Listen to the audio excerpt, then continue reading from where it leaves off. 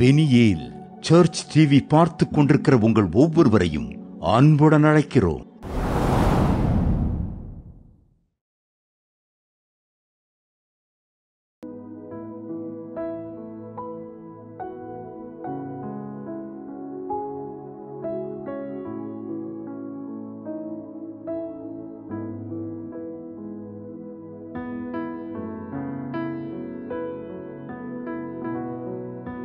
மனம் திரும்புங்கள், பரலோக ராஜ்யம் சமீபித்து இருக்கிறது என்று பிரசங்கம் பண்ணினான் என்று யோவான் ஸ்நானகனை பற்றி மத்திய 3ஆம் அதிகாரம் 2ஆம் வசனத்தில் சொல்லப்பட்டிருக்கிறது. மனம் திரும்ப வேண்டும், ஆயத்தப்பட வேண்டும். இயேசு கிறிஸ்து வந்தார், அவருடைய காரியங்களை பிதாவின் சித்தத்தின்படி எல்லாவற்றையும் செய்து முடித்து விட்டார்.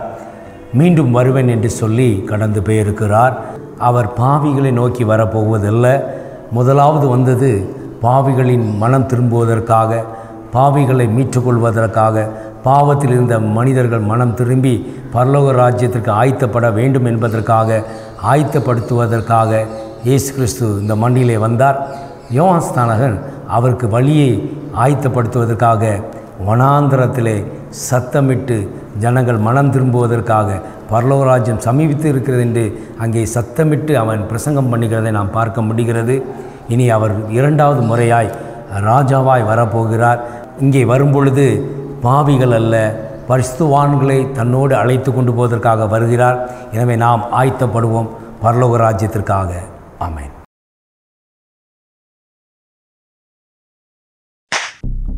ஏண்டி அவன் பணம் கொண்டு கொடுத்ததுக்கு ஏண்டி வேண்டான்னு சொன்ன?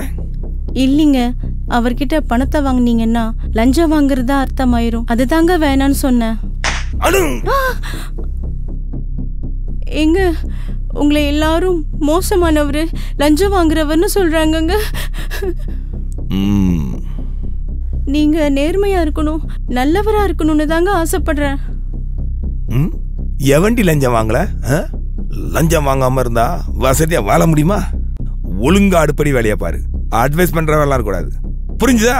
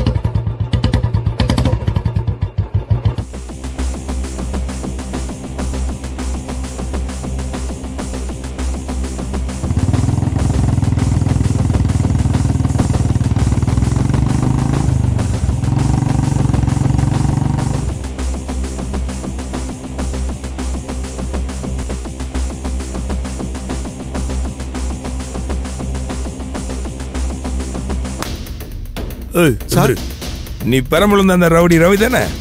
சார், நான் இப்ப அந்த தொழிலாம் பண்றது இல்ல சார். நான் ரொம்ப திருந்திட்டேன் சார். நீங்கெல்லாம் திருந்திட்டா நாங்க எப்படா பழப்பு நடத்துறது? சொல்றா சார், நான் அந்த தொழிலை விட்டு பல வருஷங்கள் ஆகுது சார். நான் இங்க தான் சார் என் குடும்பத்தோட வாழ்ந்துட்டு இருக்கிறேன். என் புள்ள கூட இங்க தான் சார் ஸ்கூல்ல படிக்குது.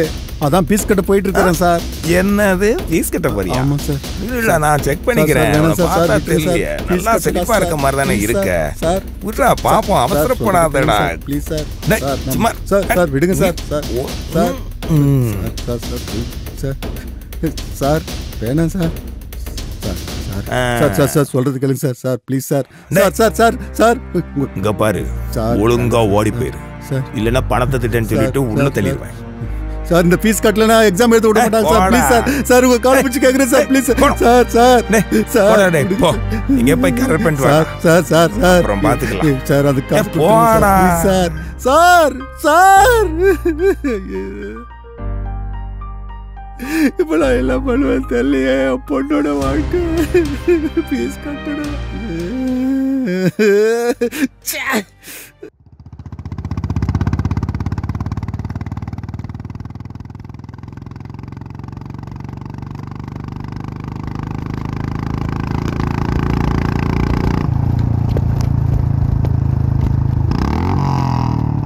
சார் வணக்கம் சார். மாமூல் என்னாச்சுடா? சார் போங்க சார், கூகுள் பேல அனுப்பிடுறேன் சார், போங்க சார். என்ன கூகுள் பேல அனுப்பி என்ன மாட்டிட பாக்குறியா? நான் போயிட்டு வருவேன், ஒழுங்கா பணத்தை எடுத்து போங்க சார். டிராப் பண்ணி வைக்கிறேன் சார், போங்க சார். கோச்சிக்காதீங்க சார், போங்க சார். இவனுக்குலாம் நல்ல சவே வராது. பணம் பணம்னு அலைகிறான் பாரு.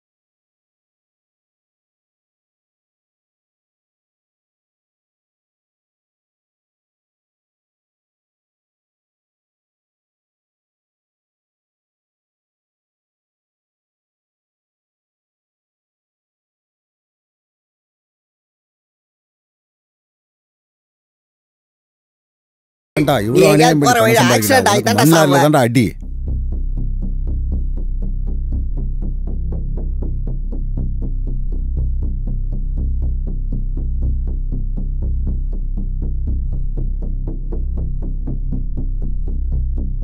என்ன கையெழுத்து போடுறானா?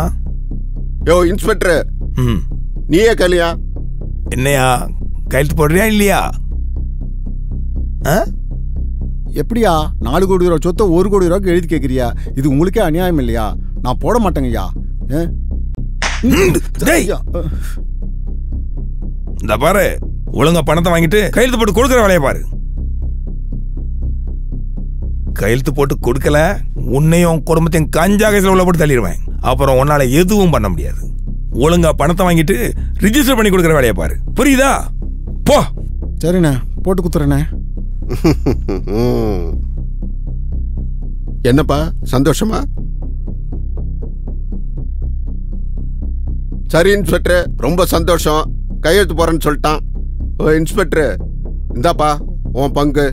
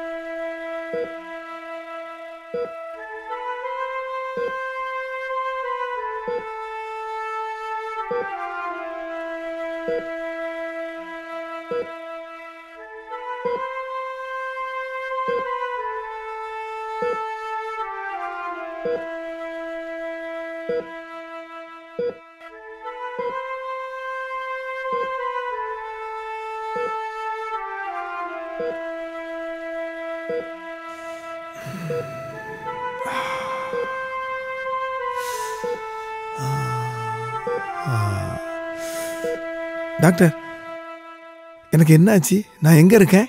சந்தோஷ், ஆக்சிடென்ட்ல ஒரு காலும் ஒரு கையும் செயலிழந்து போச்சு. இனிமே உங்களால நடக்க முடியாது. ஐ ஆம் so சாரி சந்தோஷ். எங்களால் இனி ஒன்றும் முடியாது. கடவுள்கிட்ட வேண்டிக்கோங்க.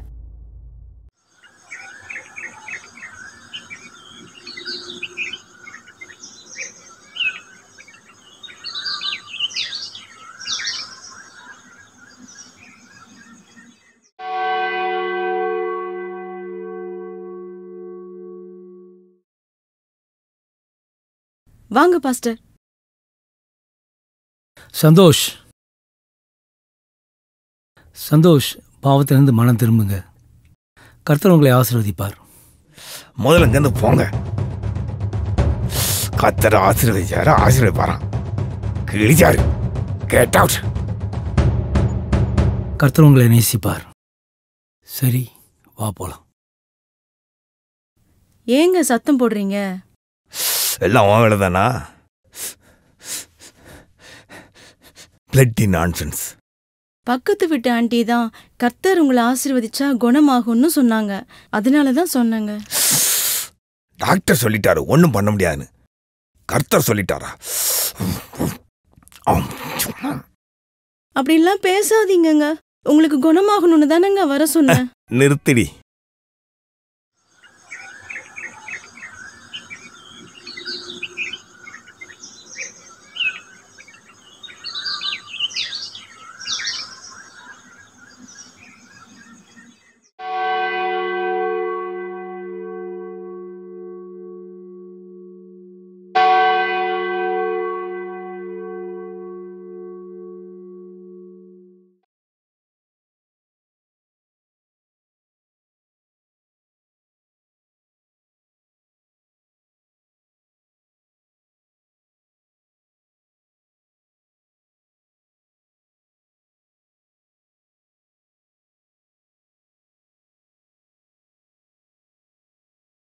சந்தோஷ், நல்லா இருக்கீங்களா? நல்லா இருக்கேன் பாஸ்டர்.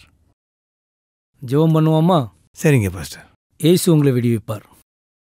அன்பின் பிதாவே, உங்களை நோக்கி எங்கள் கண்களை ஏறெடுக்கிறோம்.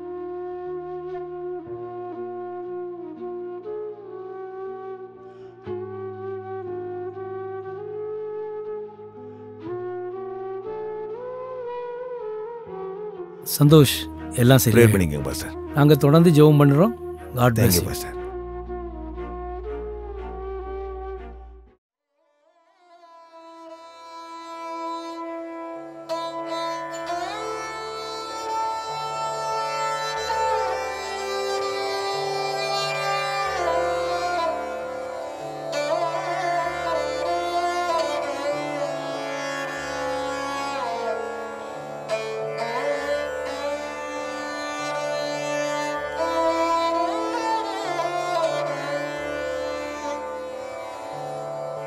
சந்தோஷ், சந்தோஷ்,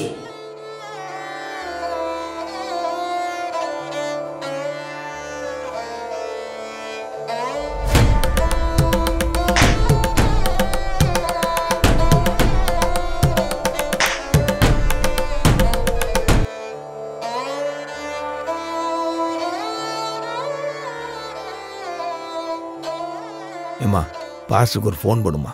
சரிங்க.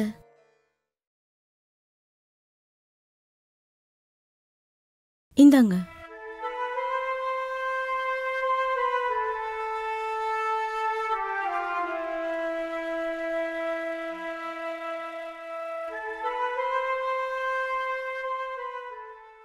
ஹலோ, சொல்லுங்க சந்தோஷ். கர்த்தரை பத்தி நான் தப்பா சொல்லிட்டேன் பாஸ்டர். இப்போ என் காலில் கொஞ்சம் லேசா அசைவு தெரியுது. டாக்டரே ஒன்றும் முடியாது சொல்லிட்டாரு. ஆனால் கர்த்தர் ஆசீர்வாதத்தில் என் காலில் அசைவு தெரியுது. நான் கர்த்தரை முழுமையாக நம்புகிறேன். எனக்காக ஜெபம் பண்ணதுக்காக ரொம்ப நன்றி. எனக்கு ஜெபம் பண்ணுங்க. கண்டிப்பாக நான் வாரேன். நான் வந்து உங்களை மீண்டும் சந்திக்கிறேன், ஜெபிக்கிறேன்.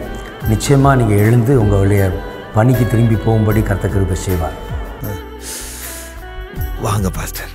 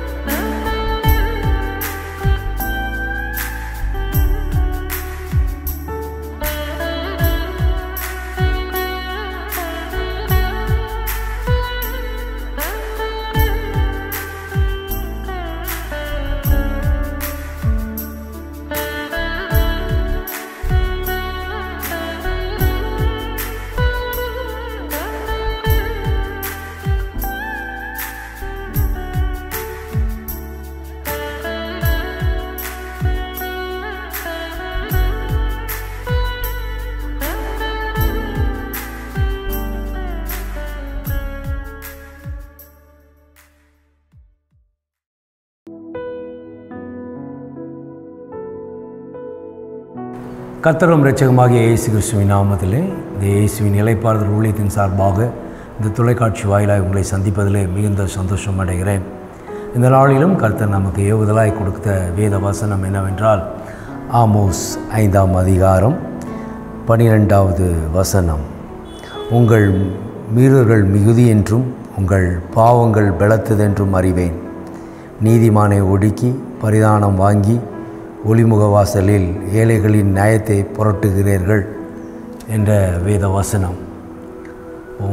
ஒவ்வொரு காலகட்டங்களும் நாம் பார்க்கும் பொழுது இன்றைக்கி மிகுந்த இடுக்கங்களுக்கும் நெருக்கங்களுக்கும் ஆளாகிற ஏழைகளை குறித்து கர்த்தர் கர்சனை உள்ளவராயிருக்கிறார். ஏன்னா ஒவ்வொரு அதிகாரத்தில் இருக்கிற அதிகாரிகள் இன்றைக்கி ஏழைகளை ஒடுக்கி கொண்டிருப்பதை நாம் அறிந்திருக்கிறோம். அவர்கள் நியாயங்களை பிரட்டி கொண்டிருப்பதை நாம் பார்த்து கொண்டிருக்கிறோம். பாருங்கள், இன்றைக்கி லஞ்சம் ஒழிவதற்காக தேசமெங்கும் நாம் கூடி ஜெபித்து கொண்டு இருக்கிறோம்.